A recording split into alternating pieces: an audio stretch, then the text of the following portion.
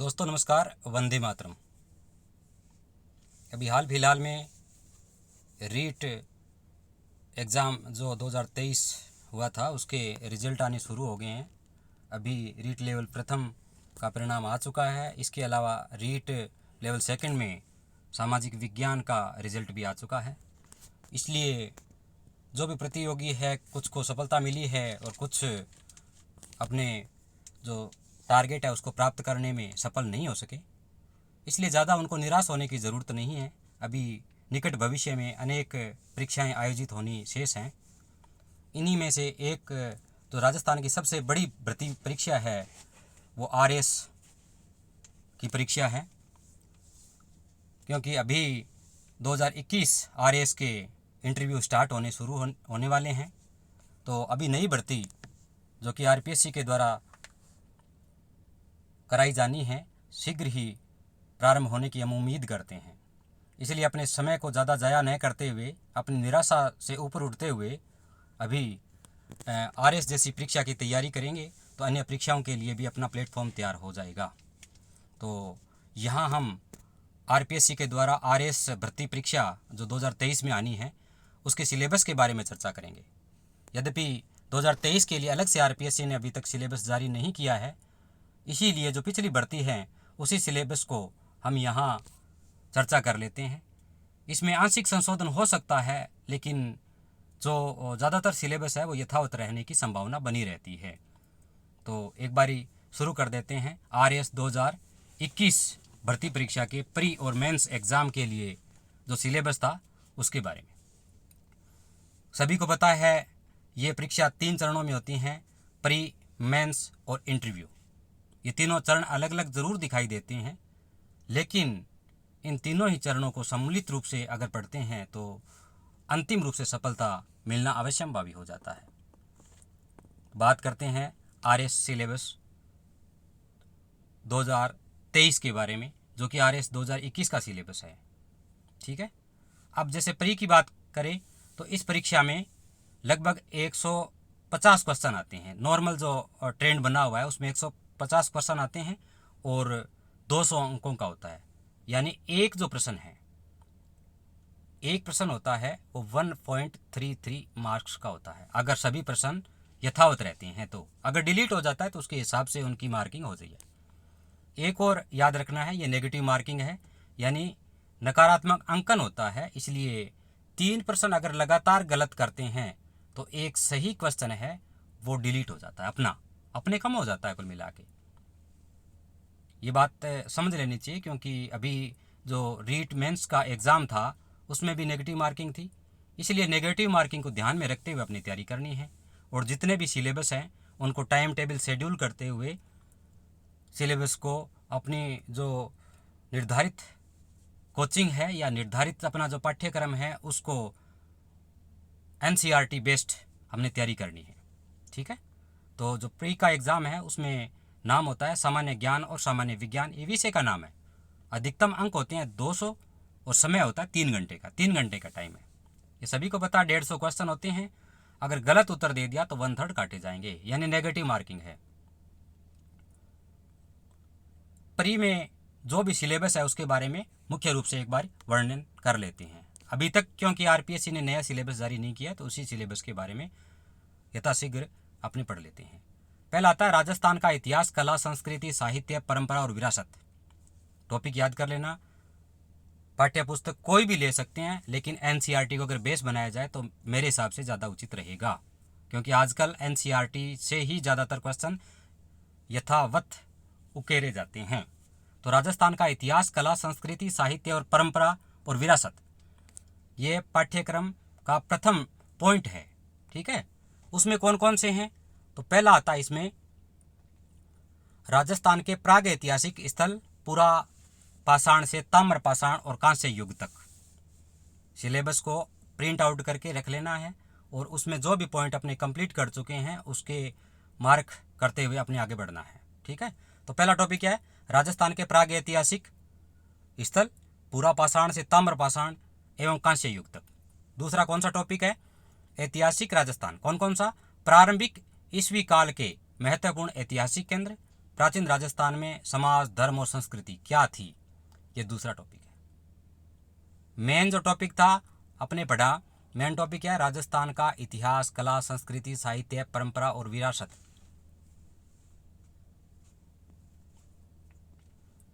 ठीक है।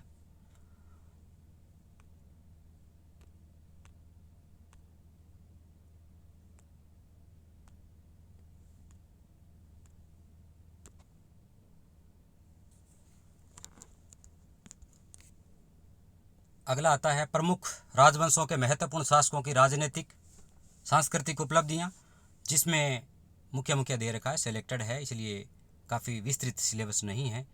एक तो गोहिल, प्रतिहार, चौहान, परमार, राठौड़, सिसोदिया और कछावा। मतलब इन राजवंशों का क्या करना है, राजनीतिक और सांस्कृतिक उपलब्धियां ज्ञात करनी है। दूसरे टॉपिक है वो नहीं पढ़ने हैं। गोहिल, प्रतिहार, चौहान, परमार, राठौड़, सिसोदिया और कछावा। इसका मतलब क्या है, सिलेबस से बाहर की चीज़ें अपने अवॉइड कर सकते हैं। अगला क्या है, मध्यकालीन राजस्थान में प्रशासनिक और राजस्व व्यवस्था, जो रेवेन्यू सिस्टम था, उसके बारे में बताया गया है इस टॉपिक में। ठीक है। अगला आता है आधुनिक राजस्थान का उदय, जो वर्तमान राजस्थान है उसका उदय कैसे हुआ, क्या क्या इसके कारण थे, क्या रिजल्ट रहा। तो पहला आता है आधुनिक राजस्थान का उदय। आधुनिक राजस्थान का उदय 19वीं शताब्दी से 20वीं शताब्दी के दौरान राजस्थान में सामाजिक जागृति के कारक कौन कौन से थे। 19वीं और 20वीं शताब्दी के 19वीं और 20वीं शताब्दी में राजस्थान में सामाजिक जागृति आई। उसके कारक मतलब कारण क्या थे, क्यों आई राजस्थान में 19वीं और 20वीं शताब्दी में सामाजिक जागृति। अगला आता है राजनीतिक जागरण क्या हुआ। राजनीतिक जागरण, समाचार पत्रों और राजनीतिक संस्थाओं की भूमिका, यानी जो राजनीतिक उत्थान हुआ, राजनीतिक विचारधारा का उत्थान हुआ, उसके पीछे समाचार पत्र और राजनीतिक जो संस्थाएं हैं उनका क्या योगदान रहा। अगला टॉपिक है 20वीं शताब्दी में जनजाति और किसान आंदोलन। ये लगभग अपने पढ़ चुके हैं, अपने जो वीडियोज़ हैं पहले उन वीडियोज़ में भी इनका उल्लेख किया जा चुका है।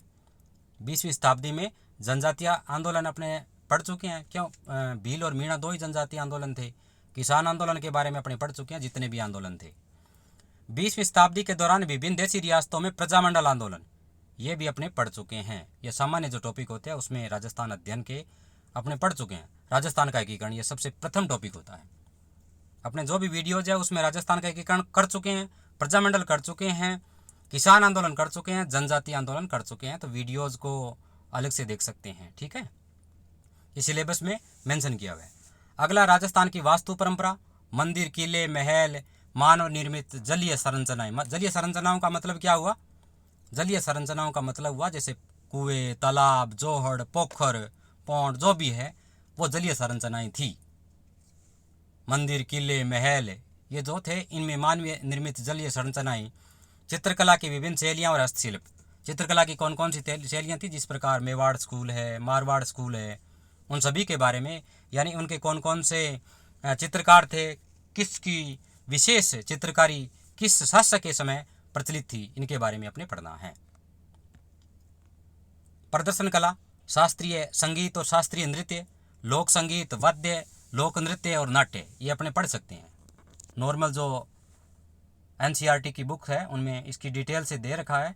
फिर भी अगर किसी कोचिंग की सहायता लेनी है तो उनके माध्यम से भी अपने इसका उपयोग कर सकते हैं। मेरा एक थोड़ा सा निवेदन रहेगा, यूट्यूब के माध्यम से इस प्रकार की जो सामग्री है ज़्यादा उनका उपयोग न करें। लिखित पाठ्य सामग्री अगर मिलती है तो मेरे हिसाब से थोड़ा उचित रहेगा। यद्यपि यूट्यूब का थोड़ा सहारा लिया जा सकता है, रिपीटेशन में भी किया जा सकता है, लेकिन प्रिंटेड नोट्स है, अगर हस्तलिखित, स्वयं के हस्तलिखित है, अगर उनका बारंबार रिपीटेशन किया जाता है तो मेरे हिसाब से ज़्यादा उचित रहेगा। आगे व्यक्तिगत विचारधाराएं होती हैं, उनका पालन करना तो ज़रूरी है। फिर आता है भाषा और साहित्य, राजस्थानी भाषा की बोलियाँ, राजस्थानी भाषा का साहित्य और लोक साहित्य। फिर आता है धार्मिक जीवन, धार्मिक समुदाय, राजस्थान में संत संप्रदाय, ये पढ़ते आए हैं अपने लगातार, कौन कौन से हिंदू, मुस्लिम, सिख, ईसाई, किस धर्म की कहाँ पे मज़ार है, कौन सा मंदिर है, चर्च है, गिरजाघर कहाँ पे हैं, इनके बारे में लगातार पढ़ते आए हैं। कौन से संत की पीठ गद्दी कहाँ पे हैं, राजस्थान के लोक देवी देवता, ये भी लगातार अपने पढ़ सकते हैं। ये बिल्कुल सिंपल टॉपिक है लेकिन लगातार पढ़ना ज़रूरी है। राजस्थान में सामाजिक जीवन, मेले और त्यौहार, सामाजिक रीति रिवाज, परंपराएं, वेशभूषा और आभूषण। ठीक है। अगला टॉपिक है राजस्थान के प्रमुख व्यक्तित्व कौन कौन से हैं। पहले से लेकर के आज तक जो प्रमुख व्यक्तित्व है उनके बारे में, उनकी जीवनी के बारे में जानकारी लेनी है और ये भी अपने देखना है कि इनके व्यक्तित्व से हम क्या सीख सकते हैं। एज ए प्रशासक अपने उनके जीवन से क्या शिक्षा ली और अपने जीवन में उनका सदुपयोग करते हुए आगे बढ़ने का प्रयास करेंगे। तो पहला टॉपिक क्या था? राजस्थान का इतिहास, कला, संस्कृति, साहित्य, परंपरा और विरासत। राजस्थान की कोई भी परीक्षा है, किसी भी बोर्ड के द्वारा अगर जारी की जाती है, आरपीएससी के द्वारा या आरएसएसएमबी के द्वारा, तो उनका पहला टॉपिक जो पहला सिलेबस है तो ये तो लगभग सभी में मिलता है। इसलिए केवल आरएस के लिए ही ये महत्वपूर्ण नहीं है, राजस्थान की जितनी भी भर्तियां हैं उन सभी में ये टॉपिक रहता है। और जहाँ तक मैंने देखा है, जो रीट लेवल फर्स्ट और रीट लेवल सेकंड की परीक्षा थी, इसके अलावा सेकंड ग्रेड का एग्ज़ाम था, उसमें यथावत एज इट इज सिलेबस को यहाँ से कट कॉपी पेस्ट किया गया था। ठीक है। मेरे हिसाब से इसका जो सिलेबस है कंठस्थ होना ज़रूरी है। अगर याद कर लेते हैं तो इसमें किसी प्रकार की कोई भूल होने की संभावना नहीं रहती और इसमें किसी प्रकार की कोताही नहीं बरतनी चाहिए। अगला दूसरा टॉपिक आता है भारत का इतिहास।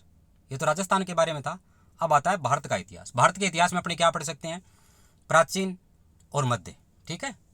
प्राचीन, मध्य और आधुनिक तीनों है, लेकिन अभी क्या बात कर रहे हैं? प्राचीन काल और मध्य काल। क्या है प्राचीन में? भारत के सांस्कृतिक आधार सिंधु और वैदिक काल। क्या चीज़? सिंधु और वैदिक काल। अपने जो वीडियोज है उसमें पढ़ चुके हैं। 6ठी शताब्दी ईसा पूर्व की श्रवण परंपरा। श्रवण परंपरा का मतलब क्या हुआ? तो जैन वगैरह है ना, जैन धर्म में होता है श्रवण, उनके बारे में नए धार्मिक विचारक आजीविक बौद्ध और जैन, ये जो अपने दर्शन पढ़ते हैं तो दर्शन में आते हैं आजीविक संप्रदाय, बौद्ध, जैन, ये जो सभी हैं इनके बारे में पढ़ना है। सिंधु और वैदिक अपने वीडियो बना रखे हैं, बौद्ध और जैन के अपने वीडियो बना रखे हैं। ठीक है, ये अपने पढ़ना है। प्रमुख राजवंशों के प्रमुख शासकों की उपलब्धियाँ, कौन कौन से राजवंश पढ़ने, दूसरे नहीं पढ़ने, जो इसमें सिलेबस में दे रखे हैं। मौर्य अपने वीडियोज है उसमें दे रखा है। कुषाण, सातवाहन, गुप्त अपने वीडियोज में दे रखा है। चालुक्य, पल्लव और चोल, ये अपने देख लेना है। ठीक है। भारतीय इतिहास के बारे में बात कर रहे हैं। सिंधु वैदिक सभ्यता, इसके अलावा 6ठी शताब्दी में जो ईसा पूर्व की श्रवण परंपराएं हैं, श्रवण, और नए धार्मिक विचारक जैसे आजीविक बौद्ध और जैन, ये अपने वीडियोज में है ऑलरेडी। उनके एक बार रिपीट कर लें और अपने आधार पर नोट्स बना लें। और जो अंतिम समय होता है एग्ज़ाम का, उसमें रिपीटेशन के लिए बुलेट पॉइंट्स अगर बना लें तो मेरे हिसाब से थोड़ा उचित रहेगा। राजवंश कौन कौन से पढ़ने हैं? मौर्य, कुषाण, सातवाहन, गुप्त, चालुक्य, पल्लव और चोल। अगला है प्राचीन भारत में कला और वास्तु। फिर आता है प्राचीन भारत में भाषा और साहित्य का विकास, संस्कृत, प्राकृत और तमिल। सल्तनत काल के बारे में बात करें, सल्तनत का मतलब दिल्ली में जो सल्तनत काल था उसके बारे में बात कर रहे हैं। प्रमुख सल्तनत शासकों की उपलब्धियाँ, ये सल्तनत काल के कौन कौन से राजा थे, कौन कौन से विशेष, ये अपने सल्तनत काल में पढ़ लेना है। विजयनगर की सांस्कृतिक उपलब्धियाँ, ये दक्षिण भारत के बारे में बात कर रहे हैं। ये एक टॉपिक है तो अपने छोड़ना नहीं है कुल मिला के, क्योंकि मेंस में भी यही टॉपिक है। काफ़ी रिपीटेशन है प्री और मेंस का, तो मेरे हिसाब से प्री का जो सिलेबस अगर अच्छी तरह से पढ़ लेते हैं तो मेंस के बहुत से टॉपिक अपने पूरे कर सकते हैं। वैसे तो अगर कंबाइंड पढ़ा जाए, जैसे वीडियो के स्टार्टिंग में मैंने कहा, प्री मेंस और इंटरव्यू को अगर कंबाइंड पढ़ा जाए तो इसमें काफ़ी हद तक अपनी सफलता मिलेगी। मुगल काल, राजनीतिक चुनौतियाँ, सुलह, अफगान, राजपूत, दक्कनी राज्य और मराठा। यद्यपि अभी मुगल काल के सिलेबस को लेकर के कुछ चर्चाएं चली हैं, लेकिन अभी तक हमें इसके बारे में नहीं है कि मुगल काल को इस सिलेबस से हटाया जा सकता है, लेकिन अभी अपने लगातार इसको मेंशन करते हुए लगातार पढ़ना है। मध्यकाल में कला और वास्तु, चित्रकला और संगीत का विकास। अगला है भक्ति और सूफी आंदोलन का धार्मिक एवं साहित्यिक योगदान। ये 2 टॉपिक हो चुके हैं। ये कौन सा था? प्राचीन और मध्यकालीन भारत का इतिहास। अगला आता है आधुनिक काल। ये बहुत इंपॉर्टेंट है प्री और मेंस दोनों के लिए। आधुनिक काल कब से शुरू हो रहा है? 19वीं शताब्दी में। आधुनिक काल कब से शुरू हो रहा है? 19वीं शताब्दी से। ठीक है, 19वीं शताब्दी से लेकर के 1964 तक ही अपने सिलेबस में है। क्या? आधुनिक भारत का विकास, राष्ट्रवाद का उदय। ये बहुत इंपॉर्टेंट टॉपिक है। क्या चीज़? राष्ट्रवाद का उदय। बौद्धिक जागरण लगातार पढ़ते आए हैं। बौद्धिक जागरण कैसे हुआ? देखो प्रेस पढ़ना है, पश्चिमी शिक्षा, 19वीं शताब्दी के दौरान सामाजिक धार्मिक सुधार और विभिन्न नेता और संस्थाएं।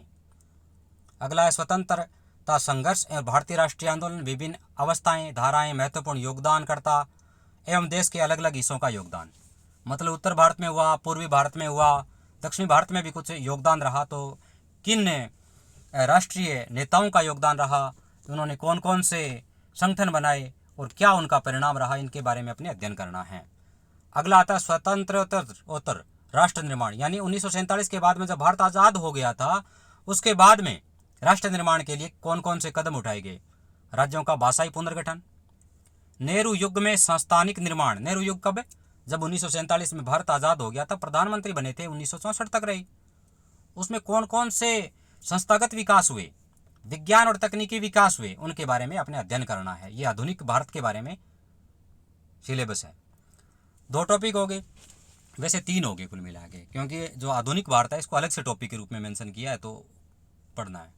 अगला टॉपिक आता है, अभी हमने प्री के बारे में कर रहे हैं, मेंस का सिलेबस है, काफ़ी हद तक इसमें शामिल है, क्योंकि इसमें विश्व इतिहास है, वो इसमें शामिल नहीं है। भारत का इतिहास दे रखा है, राजस्थान का इतिहास दे रखा है, विश्व इतिहास अभी प्री में नहीं है। लेकिन अगर टाइम मिलता है तो अपने विश्व इतिहास को, एक जो लिमिटेड सिलेबस है उसको लगातार पढ़ते हैं, तो मेंस के आधार पर अपने तैयारी कर सकते हैं। अब आता है विश्व और भारत का भूगोल। ज्योग्राफी काफ़ी इंटरेस्टिंग सब्जेक्ट है, लगभग 20 क्वेश्चन ऊपर नीचे हो सकते हैं, 2-4 प्री में आते हैं, और यही मानो लगभग 60 से 70 क्वेश्चन हैं। अगर नेगेटिव मार्किंग के बाद बच जाते हैं तो अपना प्री में सिलेक्शन होता है। तो लगभग 20 क्वेश्चन अकेले अगर ज्योग्राफी से आते हैं तो मेरे हिसाब से काफ़ी बड़ा सिलेबस हो जाता है। एक लिमिटेड भी है और मैथमेटिक्स के आधार पर इसके मार्क्स मिलते हैं। तो कौन कौन से? पहले विश्व का भूगोल। विश्व का भूगोल यानी वर्ल्ड ज्योग्राफी प्री में भी है और मेंस में भी है, इसलिए बहुत ही ध्यान से पढ़ने वाला टॉपिक है। प्रमुख स्थलाकृतियाँ कौन कौन सी? पर्वत, पठार, मैदान और मरुस्थल। पर्वत, पठार, मैदान और मरुस्थल, इसका मतलब क्या हुआ? पर्वत, पठार, मैदान और मरुस्थल का निर्माण कैसे हुआ, कितने प्रकार हैं, कौन कौन से खनिज हैं, कहाँ जनघनत्व है, कहाँ वनस्पतियाँ ज़्यादा है, इन सभी का वर्णन करना है। विश्व में कहाँ कहाँ उसका वितरण है, ठीक है। अगला आता है प्रमुख नदियाँ और झीलें, किसकी? पूरे विश्व की। इसके बाद में कृषि के प्रकार हो गए, प्रमुख औद्योगिक प्रदेश कौन कौन से हो गए, ठीक है। अगला पर्यावरणीय मुद्दे, अभी जो इंटरनेशनल संबंधों में महत्वपूर्ण माना जाता है, इसको कौन कौन से मुद्दे हैं? इन्वायरमेंटल, वो एक तो आता है मरुस्थलीकरण का, डेजर्टिफिकेशन, वनोन्मूलन का, जलवायु परिवर्तन, ग्लोबल वार्मिंग, उष्मीकरण। अभी जो बेमौसमी बारिश हो रही है उसके लिए जलवायु परिवर्तन और ग्लोबल वार्मिंग है वो इसके लिए जिम्मेवार है। ओजोन अवक्षय यानी ओजोन परत है वो लगातार क्षीण होती जा रही है, और इसके लिए विभिन्न जो कॉन्फ्रेंस हो रही है, आयोजन हो रही है विश्व स्तर पर, वो इसके प्रयासरत हैं। फिर भी लगातार है, इसमें कोई उचित सुधार होता मालूम नहीं होता है। तो अपने टॉपिक पढ़ना है विश्व भूगोल में। एक बार वापस फास्टली रिपीट कर देता हूँ। प्रमुख स्थलाकृतियाँ जिसमें पर्वत, पठार, मैदान और मरुस्थल, प्रमुख नदियाँ और झीलें, कृषि के प्रकार, प्रमुख औद्योगिक प्रदेश किसके? विश्व के। अगला आता है पर्यावरणीय मुद्दे जिसमें मरुस्थलीकरण, वनोन्मूलन, जलवायु परिवर्तन, ग्लोबल वार्मिंग और उष्मीकरण, इसके अलावा ओजोन अवक्षय। अगला टॉपिक आता है भारत का भूगोल। वो क्या था? विश्व का भूगोल। अब भारत के भूगोल के बारे में चर्चा कर लेते हैं। कौन कौन से हैं? प्रमुख स्थलाकृतियाँ, पर्वत, पठार, बहुत ही इंपॉर्टेंट टॉपिक है ये। पर्वत, पठार और मैदान वैसे पढ़ चुके हैं विश्व में, लेकिन इसके बाद में भारत में कौन कौन से पर्वत, पठार, मैदान हैं, वो तो वो हो गया विश्व का वितरण। अब भारत में कहाँ कहाँ वितरण है, कितने बड़े पर्वत हैं, मैदान कहाँ पे है, पठार कहाँ पे है, उनका बारे में वर्णन है, और मुख्य मुख्य कौन से हैं। मानसून तंत्र और वर्षा का वितरण ये भारत का है। प्रमुख नदियाँ और झीलें ये राजस्थान और जितने भी राज्य हैं उन सभी की, यानी कुल मिला के भारत की है। प्रमुख फसलें गेहूँ, चावल, कपास, गन्ना, चाय और कॉफ़ी। अगला है प्रमुख खनिज, लौह अयस्क, मैंगनीज, बॉक्साइट और अभ्रक। अगला ऊर्जा संसाधन, परंपरागत और गैर परंपरागत। उससे अगला है प्रमुख औद्योगिक प्रदेश, ये भारत के। उससे अगला है राष्ट्रीय राजमार्ग और प्रमुख परिवहन गलियारे। ये भारत के भूगोल के बारे में जो प्री का सिलेबस है उसमें मेंशन है। रिपीट कर देते हैं। भारत का भूगोल, प्रमुख स्थलाकृतियां, पर्वत, पठार और मैदान, मानसून तंत्र, वर्षा का वितरण, प्रमुख नदियां और झीलें, प्रमुख फसलें गेहूं, चावल, कपास, गन्ना, चाय और कॉफी, प्रमुख खनिज लोहयस्क, मैंगनीज, बॉक्साइट और अभ्रक। ऊर्जा संसाधनों के बारे में बात करें तो परंपरागत और गैर परंपरागत। प्रमुख औद्योगिक प्रदेशों के बारे में जो कि भारत से रिलेटेड है, इसमें वर्णन मिलेगा। राष्ट्रीय राजमार्ग और प्रमुख गलियारों के बारे में भारत के भूगोल में पढ़ेंगे। अब आता है राजस्थान का भूगोल। देखो, भूगोल को 3 भागों में बांट दिया, विश्व, भारत और राजस्थान। जिस प्रकार इतिहास को केवल राजस्थान और भारत में बांटा गया है, प्री में, मेंस में जो विश्व है इतिहास है उसको नहीं पढ़ा है, लेकिन प्री में भूगोल को विश्व, भारत और राजस्थान तीनों में बांटा गया है। तो राजस्थान का भूगोल ये तो लगभग पढ़ते ही आए हैं। क्या प्रमुख भूआकृतिक प्रदेश जो 4 प्रदेश हैं उनकी विशेषताएं क्या क्या है, कौन सी जनसंख्या होती है, किसका कितना अनुपात होता है, ठीक है। फिर जलवायु की विशेषताएं राजस्थान की, प्रमुख नदियां और झीलें, ठीक है, प्रमुख वनस्पति और मृदा, प्रमुख फसलें जैसे गेहूं, मक्का, जौ, कपास, गन्ना और बाजरा, इन्हीं के बारे में पढ़ना है अपने। कौन सी किस्में हैं, कहाँ इसकी उत्पादन अधिक होता है, उत्पादकता क्या रहती है, पिछले वर्षों का क्या रिकॉर्ड रहता है, वो प्रमुख फसलों में है, जिसमें गेहूं, मक्का, जौ, कपास, गन्ना और बाजरा। प्रमुख उद्योग राजस्थान के कौन कौन से हैं। अगला इसमें टॉपिक है प्रमुख सिंचाई परियोजनाएं और प्रमुख जल संरक्षण तकनीकें। क्योंकि राजस्थान में हमेशा से ही पानी की कमी रही है, तो जल संरक्षण की जो परंपरागत तकनीकें हैं उनके बारे में अपने पढ़ेंगे। अगला टॉपिक है जनसंख्या वृद्धि, घनत्व, साक्षरता, लिंगानुपात और प्रमुख जनजातियां। यद्यपि 2021 की जो जनगणना होनी थी वो काफ़ी डिले हो रही है और अभी तक इसमें नज़दीक संभावना भी नहीं है, इसलिए केवल 2011 की जनगणना को अभी तक अपने आधार बनाना है, ठीक है। खनिज है, प्रमुख धात्विक और अधात्विक खनिज कौन कौन से हैं। ऊर्जा संसाधन, परंपरागत और गैर परंपरागत, जैव विविधता और इनका संरक्षण, पर्यटन स्थल और परिपथ। ये तो हो गया ज्योग्राफी का टॉपिक, ठीक है। विश्व भूगोल, भारत का भूगोल और राजस्थान का भूगोल बहुत ही सिंपल टॉपिक है, आराम से याद कर सकते हैं, लिमिटेड सिलेबस है, अधिकतम अंक प्राप्त कर सकते हैं। प्री और मेंस दोनों के लिए महत्वपूर्ण है, इसलिए बहुत ही महत्वपूर्ण है। अगला टॉपिक आता है, वो भी प्री और मेंस दोनों के आधार पर पढ़ना है, राजनीति विज्ञान, भारतीय संविधान, राजनीतिक व्यवस्था और शासन प्रणाली। क्या क्या है इसमें, बहुत ही सिंपल है, बहुत ही मार्किंग सब्जेक्ट है, इसलिए याद करना है। क्या भारतीय संविधान दार्शनिक तत्व है, भारतीय संविधान के दार्शनिक तत्व टॉपिक है ये। क्या है इसमें दार्शनिक तत्व में, देखो, संविधान सभा, भारतीय संविधान की विशेषताएं, संवैधानिक संशोधन कौन कौन से हुए हैं, ठीक है। फिर उद्देशिका यानी प्रियम्बल यानी प्रस्तावना, मूल अधिकार, राज्य नीति निर्देशक तत्व और मूल कर्तव्य। इसका मतलब भारतीय संविधान के दार्शनिक तत्व है, वो संविधान का जो बेसिक पॉइंट है वो अपने पढ़ना है, जिसमें से अधिकांश को अपने जो वीडियोज है उसमें दे रखा है।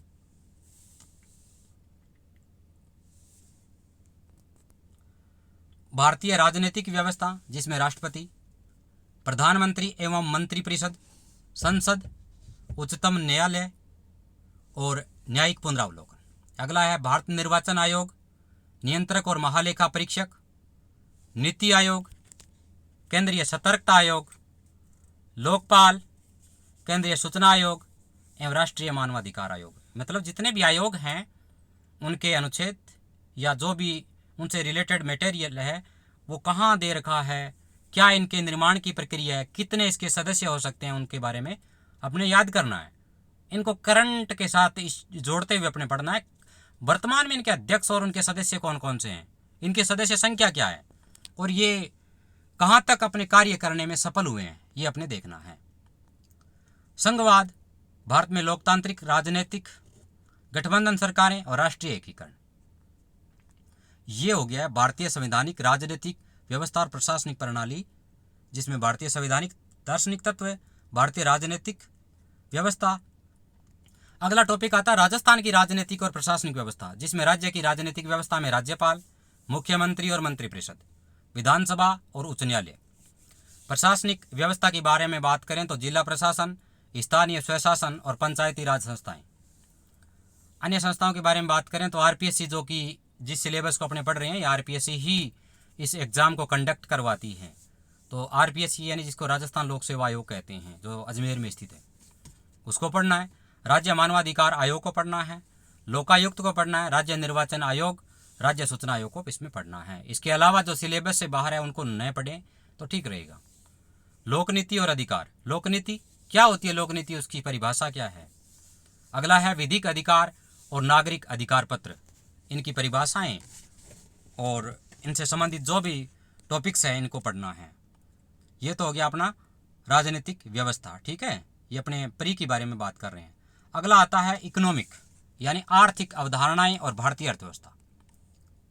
आर्थिक अवधारणाएं और भारतीय अर्थव्यवस्था। अगर इस सिलेबस को प्रिंट आउट करके, मैं फिर रिपीट कर रहा हूँ, अगर सिलेबस को प्रिंट आउट करके अपने जो भी नोटबुक है अगर उसमें लिख लें या उसमें अटैच कर दें, स्टेपल कर दें तो ज़्यादा उचित रहेगा। क्योंकि जितनी बार इस सिलेबस को अपनी आंखों के सामने दृष्टिगत करते हैं तो सिलेबस से संबंधित जो भी मैटर है अपने पता चलेगा कि सिलेबस को अपने कंप्लीट कर चुके हैं या ये टॉपिक है ये अभी तैयार करने बाकी है। इसलिए इसकी हार्ड कॉपी अपने पास होनी ज़रूरी है। तो आर्थिक अवधारणाएं और भारतीय अर्थव्यवस्था, क्या इसमें अर्थशास्त्र की मूलभूत अवधारणाएं, क्या है इसमें मूलभूत अवधारणाओं में? देखो, मूलभूत अवधारणाओं में पहला आता है बजट निर्माण। क्या है इसमें?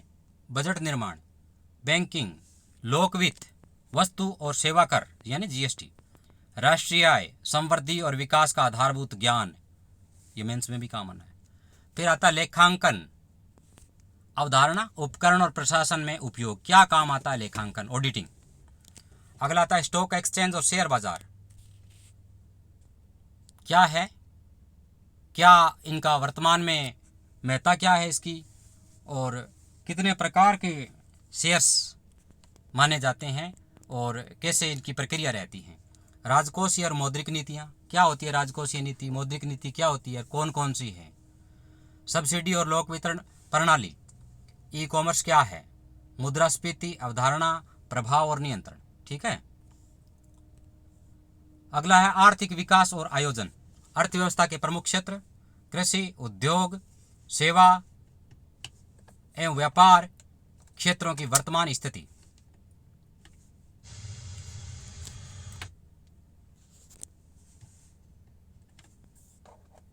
मुद्दे एवं पहल, प्रमुख आर्थिक समस्याएं एवं सरकार की पहल, आर्थिक सुधार और उदारीकरण।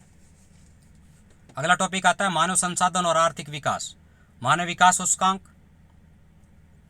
इसका मतलब वैश्विक स्तर पर भारत का, राजस्थान का और विभिन्न देशों का कौन कौन से सूचकांक रहते हैं, क्या लेवल है, वो माना जाता है मानसिक विकास सूचकांक का, मानव विकास सूचकांक का। क्योंकि आर्थिक विकास से इसका काफ़ी अधिक संबंध रखा जाता है। वैश्विक खुशहाली सूचकांक, गरीबी और बेरोजगारी अवधारणा, प्रकार, कारण, निदान और वर्तमान जो फ्लैगशिप योजनाएं हैं, फ्लैगशिप योजनाएं जिसका सरकार काफ़ी अधिक बजट जारी करती हैं और विशेष ध्यान रखती हैं। सामाजिक न्याय और अधिकारिता विभाग, कमजोर वर्गों के लिए प्रावधान, यानी जो समाज कल्याण विभाग है वह कौन कौन सी योजनाएं गरीबों के लिए, अपाहिजों के लिए, जो वयोवृद्ध है उनके लिए, अभावग्रस्त जो भी है उनके लिए कौन कौन सी योजनाएं शुरू करती हैं और उन योजनाओं में कौन कौन से प्रावधान है, कौन उनके लिए क्वालिफाई है, कौन एलिजिबल होता है और क्या प्रक्रिया रहती है, उनका वर्णन अपने करना है। ये तो हो गया भारत का। अब आता है राजस्थान की अर्थव्यवस्था। क्या है राजस्थान की अर्थव्यवस्था में? राजस्थान की अर्थव्यवस्था में पहला आता है इसमें अर्थव्यवस्था का वृहद परिदृश्य। क्या है राजस्थान की अर्थव्यवस्था? वृहद मतलब बड़े स्तर पर कौन कौन से परिदृश्य, किस प्रकार का दृश्य माना जाता है। कृषि, उद्योग, सेवा क्षेत्र के प्रमुख मुद्दे, समृद्धि, विकास और आयोजना। पहली बात इनकी सभी की परिभाषा याद करनी है, अभी इसका मतलब क्या हुआ, फिर आगे इनकी डिटेल पढ़नी है। आधारभूत संरचना और संसाधन, प्रमुख विकास परियोजनाएं, राज्य सरकार की प्रमुख कल्याणकारी योजनाएं जिसमें अनुसूचित जाति, अनुसूचित जनजाति, पिछड़ा वर्ग, अल्पसंख्यकों, निःशक्तजनों, निराश्रितों, महिलाओं, बच्चों, वृद्धजनों, कृषकों और श्रमिकों के लिए, ठीक है। ये राजस्थान की अर्थव्यवस्था होगी, किसमें? भारत की और राजस्थान की ही इसमें है। जिस प्रकार इतिहास में केवल भारत की और राजस्थान का इतिहास पढ़ा था उसी प्रकार इकोनॉमिक्स में भी भारत और राजस्थान का ही है। प्री के बारे में बात करें तो वैश्विक स्तर पर तो अपने जो करंट इश्यूज है उसमें भी पढ़ेंगे। अगला टॉपिक आता है विज्ञान और प्रौद्योगिकी, यानी साइंस का टॉपिक। विज्ञान और प्रौद्योगिकी जो कि प्री और मेंस दोनों में है, लगभग सेम रहता है, लेकिन कुछ एक परिवर्तन के आधार पर आरपीएससी संशोधन भी करती रहती हैं, इसलिए ज़्यादा इसमें संशोधन होने की संभावना नहीं है। फिर भी अपने ये जो टॉपिक है इसको अगर क्लियर कर लेते हैं तो उन जो नए जो संशोधित टॉपिक है उनमें पढ़ने में ज़्यादा परेशानी नहीं होगी। तो पहला टॉपिक क्या है इसमें, दैनिक जीवन में विज्ञान के मूलभूत तत्व है। अगर ये याद करते हैं तो मेंस में काफ़ी अधिक इसका रोल रहेगा।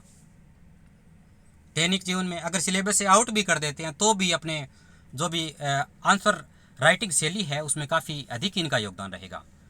अगला आता है कंप्यूटर, सूचना और संचार प्रौद्योगिकी, फिर रक्षा प्रौद्योगिकी, अंतरिक्ष प्रौद्योगिकी और उपग्रह, फिर नैनो टेक्नोलॉजी, जैव प्रौद्योगिकी और अनुवांशिकी अभियांत्रिकी। अगला आता है आहार एवं पोषण, रक्त समूह और आरएच कारक, फिर है स्वास्थ्य देखभाल, संक्रामक, असंक्रामक और पशुजन्य रोग।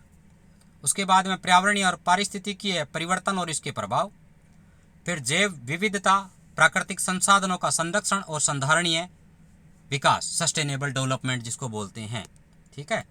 अगला टॉपिक इसमें आता है कृषि विज्ञान, उद्यान विज्ञान, वानिकी, पशुपालन, राजस्थान के विशेष संदर्भ में।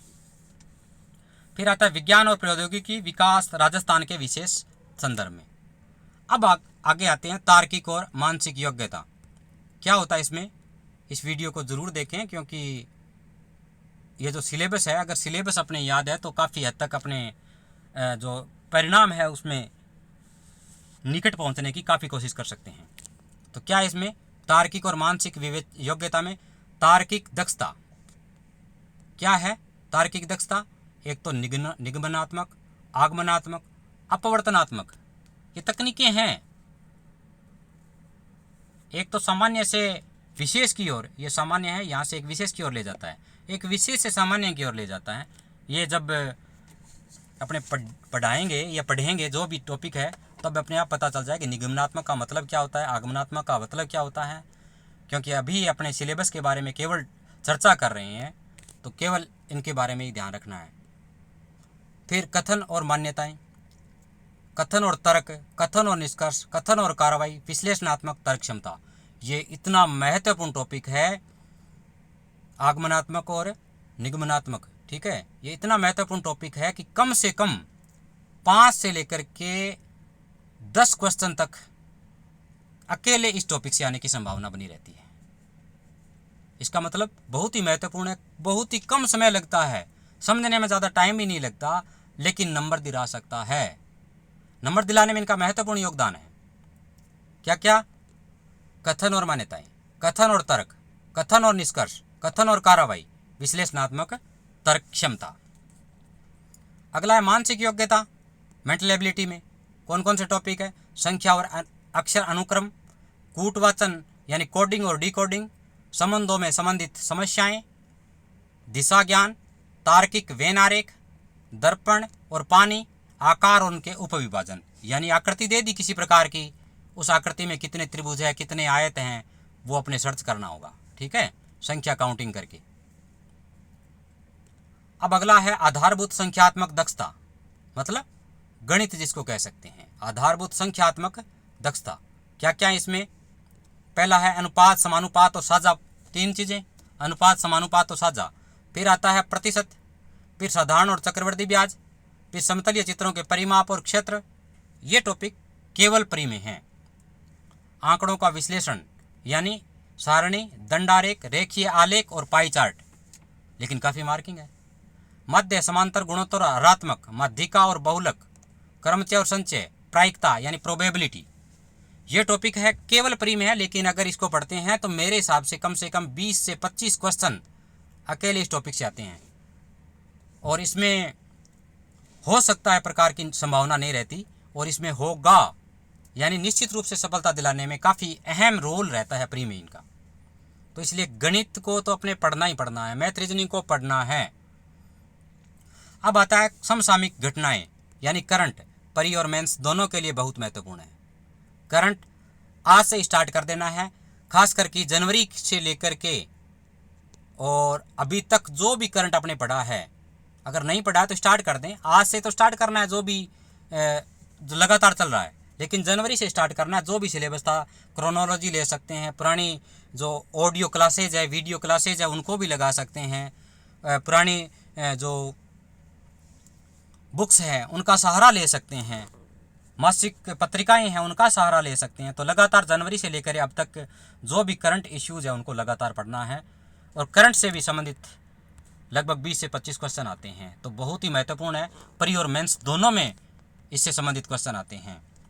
तो आजकल जो विज्ञान है और राजनीति है, उनसे संबंध राजनीतिक समसामयिक घटनाओं से अवश्य रहता है। इसलिए इनको अगर मिलाकर पढ़ते हैं तो मेंस में भी काफ़ी योगदान रहेगा और प्री में तो रहना ही रहना है।